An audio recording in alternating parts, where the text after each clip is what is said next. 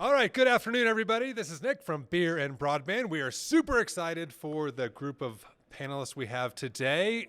We are live from Mountain Connect, and to be perfectly honest, this is I think we've had 4, 5, 6, 7, I don't know how many Beer and Broadband's already recorded today, so if I am off, that's just totally on me. But anyway, we're super excited to talk about a couple different topics in the broadband space. But first, let me introduce our guests. Matt. I'm Matt Larsen from Vistabeam. We're a fixed wireless and fiber provider in western Nebraska, northern Colorado, eastern Wyoming. Awesome. Welcome. Caroline. I'm Caroline, Queen of Wi-Fi with SmartWAVE Technologies. We are headquartered in Atlanta, but we have offices in San Jose, McAllen, Omaha, and Tucson, and we are empowering the wireless generation. Awesome. Thank you, Your Majesty. Nice to be on a panel with Nice you to have a moniker. and Matt. So I'm Zach Hubeck. I'm with WAVE and MBSI WAVE. We're distributors in the U.S. and Canada. We serve the United States, Canada, and the Caribbean. And we do fiber and fixed wireless access, as well as networking and Wi-Fi products. Nick, thanks for having us. Welcome, all of you. So, I guess before we even start, so we're at Mountain Connect. Anything super exciting? Anything you saw that's like, wow, this is new? Man, I'm really not excited about Beat at all. The more I see about everybody talks about, it's this once in a lifetime thing, and I'm really put off by how much hype there is. It doesn't look like it's going to make that much of a difference. Yeah. And I guess if anything, I'm kind of surprised at the amount of denial that I see in people about how big it's going to be. Or just that it's going to be so big, and just You don't think it's going to actually deliver the results? It's too much hype, not enough action. I'll be surprised if more than 40% of the money ever gets used. All right, you heard the prediction here. So, That is a good challenging. We're here to be thought leaders and challenge the status quo and talk about how do we accomplish. I think when you hear from everybody who has spoken on a panel, it's we believe in this cause. We must connect everyone. And then I think, Matt, where you're coming from that place is objectively we have a math problem. And yes, it's 42.45 billion or whatever it is. And the approach we see is predominantly fiber today, and it is just not realistic to accomplish that. I've sat in a few panels myself where people talk about we must get this mission done, and they say, well, it's very cost prohibitive because it's $200,000 per subscriber to just connect them. And there's a lot of people who are not looking at the fixed wireless access side of our industry and our business. And I think what we really need to truly beat this problem we have in this country is we need the WISPs and the ISPs to come together and collaborate along with the municipalities and the states to all come together and say, you know what, we need this hybrid approach. And I think that's what needs to happen. what's interesting, in an earlier conversation, there was a lot of discussion from the ISPs about start with the numbers, right? And so there's a lot of, hey, obviously the purpose of it is to connect people to broadband, but you do have to look at the numbers, right? And so, how do you put the math together to really deliver that? And you're right, like, does it all have to be fiber? Does it have to be wireless? Can it be a mix, right? Is that truly the hybrid approach the way to solve the problem? Yeah, because they're adding all these requirements, and that's not necessarily what we need, because right now what we need is just to get people connected quickly, and you don't need the 100 by 100, and fiber costs so much to deploy, and it takes a lot of time. So if we start with something that can just get people on the ground and learning, and then get that digital literacy, then we can work towards the fiber and have something installed while we're bridging out that fiber. I would say, Matt, talk a little bit about your network, because you've embraced fiber and fixed wireless as well. How are you guys getting it done? Yeah, so we started out primarily just doing fixed wireless, and we've been doing it for 20 years now. And we started doing fiber, and I think there is a really great place for fiber in certain places. If you have the density where it makes sense, if you have right-of-way and a receptive community that wants to work with you, and then the third trick is kind of financing, is being able to go out and afford to do it. Because, with fixed wireless, we're typically talking about return on investment of anywhere from 9 to 12 months. when we do a fixed wireless deployment, when we put a customer on. With fiber, that stretches out to probably 5 years before we start to see a return.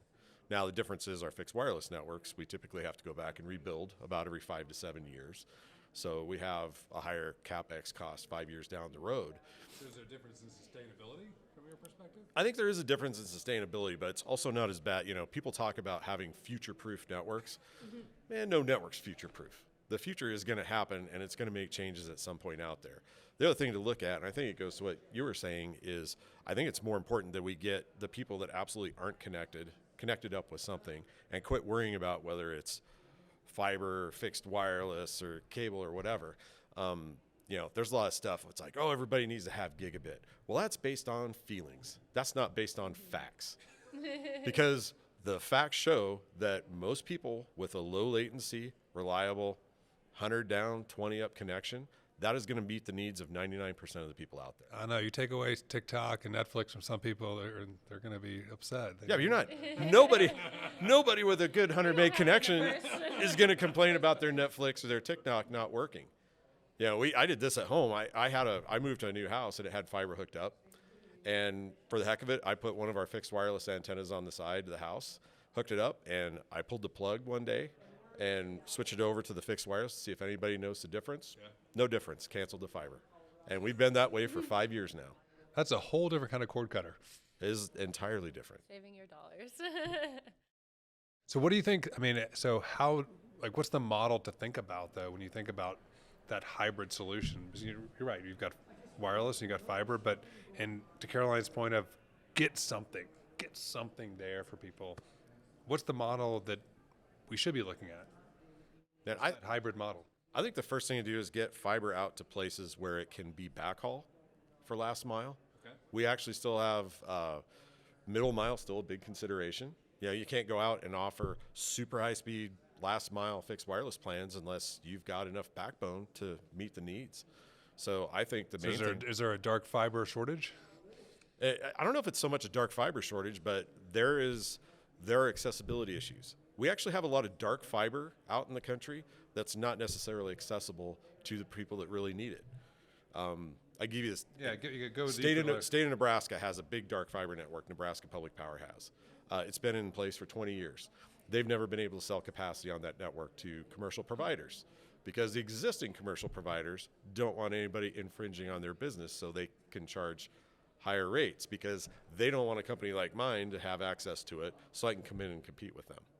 So we have a lot of dark fiber out there. It's kind of stranded in different situations like that. So I think figuring out how to unlock that, get fiber to the places where it makes sense, instead of worrying about running fiber to every $200,000 location out there, run fiber out to a tower that could deliver fixed wireless out into that area without having to build to every single location would be far more cost efficient. We have a company in Hidalgo County, and it covers 20 square miles of connectivity, but it's not, there's different little areas of it, and when it started, there was only 3 ingress points, so we had to build 18 towers and did a lot of point-to-point networks, and then that's how we were able to cover everyone with the small amount of funding that we had, since we weren't able to bring fiber everywhere, and that connected over 35,000 residents just from those small little fiber points. So you can see that even when you don't have that much fiber, building towers is expensive, but that was a quick solution to get people connected. I think when you look at some of the, you talk about speeds and symmetrical needs for gig or 100 meg symmetrical, when you have a community that has nothing, I think our policymakers need to keep in mind we're not planning to put everybody on Teams and do conference calls with 85 other people all at the same time. Let them apply to jobs at least, Let them apply to jobs, download their homework, send emails, and that's it. Access the bank. And when they're used to nothing, getting them on a single lane, dual lane, or triple lane highway to get them to the internet is going to feel like blazing speeds to them. And that will get them the basic connectivity that everyone here has vowed to say, we must solve this. That'll get the job done, and it can be done with both fiber and fixed wireless access. So this is maybe a controversial question, but we're at Mountain Connect is obviously, there's a lot of talk about fiber, and there's a lot of it's almost the Hatfields and McCoys. Like there's a lot of the fiber, wireless, but what do you think the issue is? Like, how do we get the mindset to shift from, they can work together? Like, why do you think there's such a divide? And I'd say even a divide from the policy, right? Like policy and funding and everything else. Like, what is the driver of that divide, given that we're trying to bridge the digital divide? Well, I think a lot of it comes down to money. So, you want to talk about, politicians want to talk about big programs, that we're going to commit this much, we're going to fix this problem. And fiber is an all-consuming money pit. It will consume all the money there is. It doesn't matter. It will take everything. So You're not saying it's bad. I'm not saying it's bad. I'm just saying, I actually look at this. This is an analogy that makes lots of people angry, but fiber is, if you focus on fiber only, that's like a network for 1%ers. Because only 1% of the people out there are actually going to use all the capacity. But yet they expect the other 99% of people to help subsidize that network for those 1%ers. So if you think about that, it kind of turns everything around a little bit. That's why I feel like getting something out there is more important than trying to get the perfect future-proof gold-plated network for everybody. There is a role for fiber, and I think we absolutely should focus on continuing to extend fiber out further and further, but we shouldn't make people wait for the perfect network. We should get something out there, and I think our programs that we use to subsidize broadband should reflect this need of actually resolving the digital divide, not talking about it. My last session, we were talking about something. I said, it's like the thoughts and prayers version. Oh, well, that's terrible. Thoughts and prayers, I hope your digital divide problem gets better. Bless your heart. Yes, bless your heart.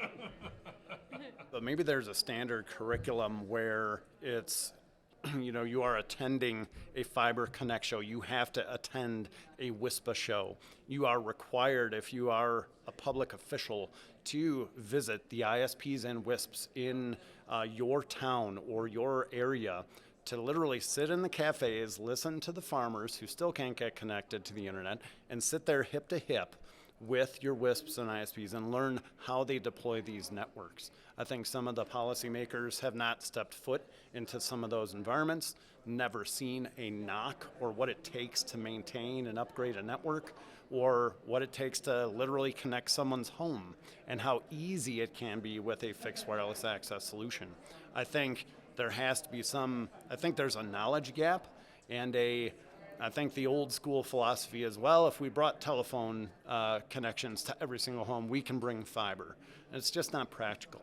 So, do you think also the education part of to the middle mile, like there's fiber, I think people think, the difference between fiber and wireless, like you need, a tower can have fiber to the tower and then wireless there. Like I think the lack of understanding and education of how it works also creates almost a division of thought, right? Fiber's been around for a long time, and Wi-Fi is always changing, Wi-Fi 6, Wi-Fi 7, So I feel like fiber is a staple for people too, and that's what they understand, and they know it's fast and it works. So yeah, an education session with the people who are actually deploying it and the farmers who are not receiving it would be extremely helpful. Mm-hmm. And I saw, I was at a show a couple of months ago, and representative of one of the fiber lobbying groups held up their mobile phone and was like, 80% of the traffic that came to this phone traveled over a fiber connection to get there. Well, I was looking at that, I was like, 100% of that traffic came over a wireless connection on your mobile phone. You don't see people walking around with fibers hanging off their mobile phones. You don't see tractors going through a field with a fiber connected to them. So wireless, and especially fixed wireless, is going to play a big component in this no matter what. And that's not just fixed wireless, also the mobile wireless. Yeah. Other applications for wireless don't even necessarily qualify as broadband, such as LoRaWAN. And I think satellite connectivity also has a role to play out there. Elon hopes so. What's that? Elon hopes so. Well, yeah. There's certain areas though where they're just so remote that having that satellite, you need it. Gotta have it. Yeah.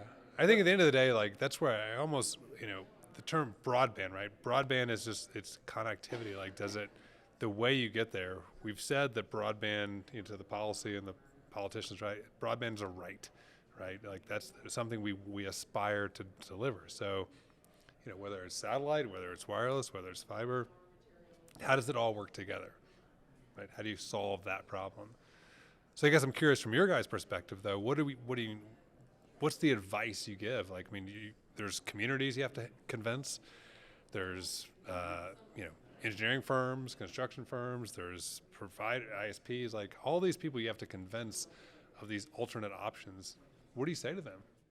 You tell them what the common enemy is, and you say, you are leaving our citizens behind. You are leaving our public safety officials behind in not providing this access. Now, what are you willing to do to get them connected? And to rally so many people together, you have to establish what a common enemy is. And we all know what the common enemy is today.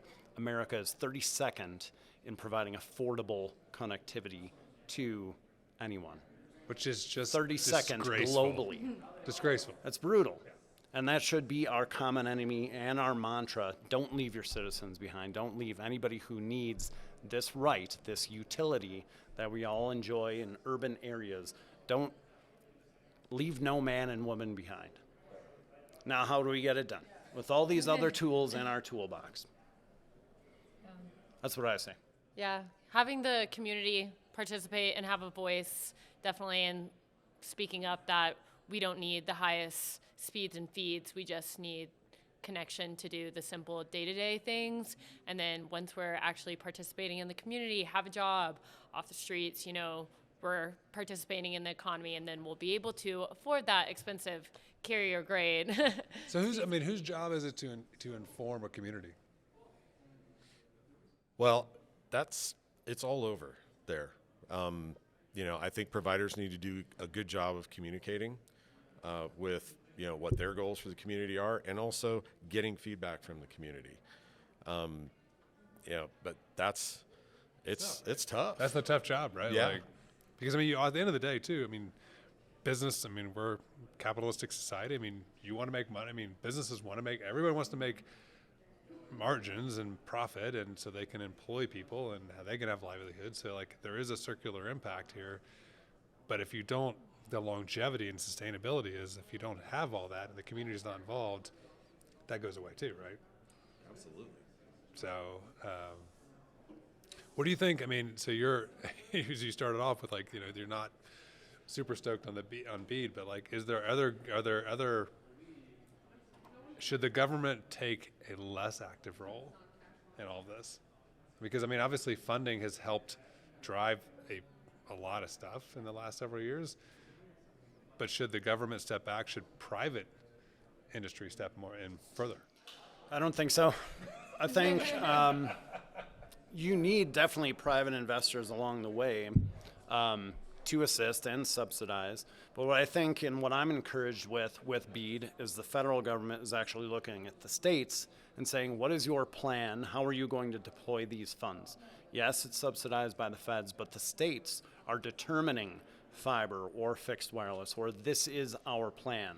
And these are the service providers we're going to ride with. So that's encouraging. Instead of just at the federal level, this is what is mandated and we're going to push down your throats.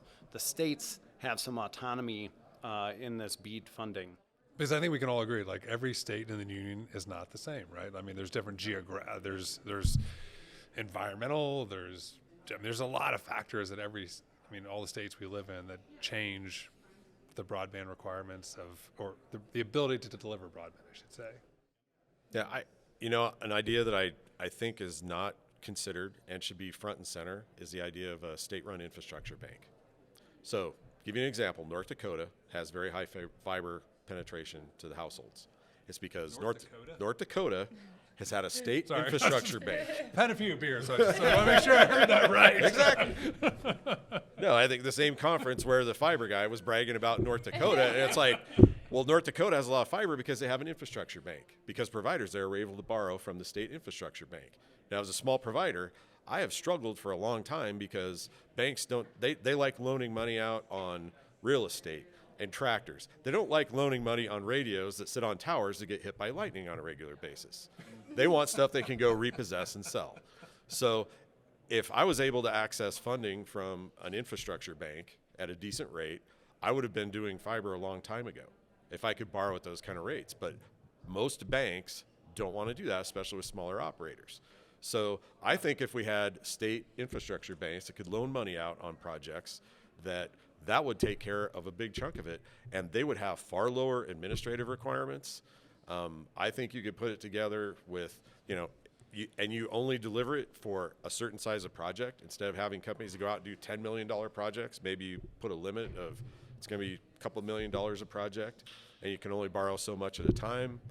And here's the kicker. I think we should use Google ratings like credit ratings. So a company that has a 5-star Google rating gets low rates. A company that has a 2-star Google rating doesn't get to borrow money. How do we eliminate the trolls? I was going to say, man, there's a lot of AI options to be able to cheat the system there, but I like where you're going. I like where your head's at, kind of the NPS kind of, idea. Because it's really, then it's community driven. Like, hey, if you're not delivering good service, hey, you're out. Exactly. Yeah. How do we account for that? Because I think it makes sense if a community has a choice between funding a fixed wireless project with a provider that has like a 4.5 or 4.6 rating, or funding a fiber project by a big incumbent that maybe has a 2. They're probably going to go with the one that actually takes care of its customers. Well, I think we all know what like the at least cable operators NPS ratings are historically really bad. For a reason, yeah. That's interesting. So is North Dakota?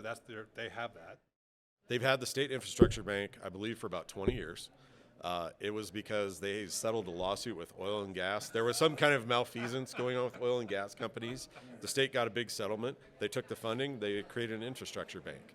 So municipalities will borrow from it to build bridges.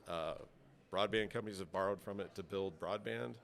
I think we should have something like that. Now, I brought that up with a meeting of people that included the governor of the state of Nebraska about 10 years ago, and he's like, I don't think bankers would like that. And my banker was sitting about 3 seats down from me. He says, no, we'd love that, because it would guarantee in the event, like I said, they're happy to loan money on real estate and assets, but if the state would back these kind of loans for this kind of infrastructure that doesn't have the same kind of predictable liquidation value that real estate and vehicles have, then they would be much more inclined to go out and loan to companies that are building infrastructure. So what does it look like in North Dakota right now versus like Colorado? So North Dakota has I don't know the exact amount, but I think they have like 95% of locations in North Dakota have fiber.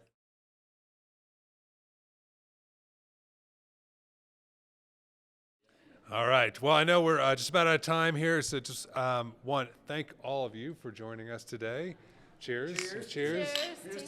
Here's to continuing to connect people however we can get them connected, and whatever unique and innovative way we can do that. So we look forward to seeing you next time. And if you have any questions, please reach out to any of these individuals to learn more about their innovative options. So cheers.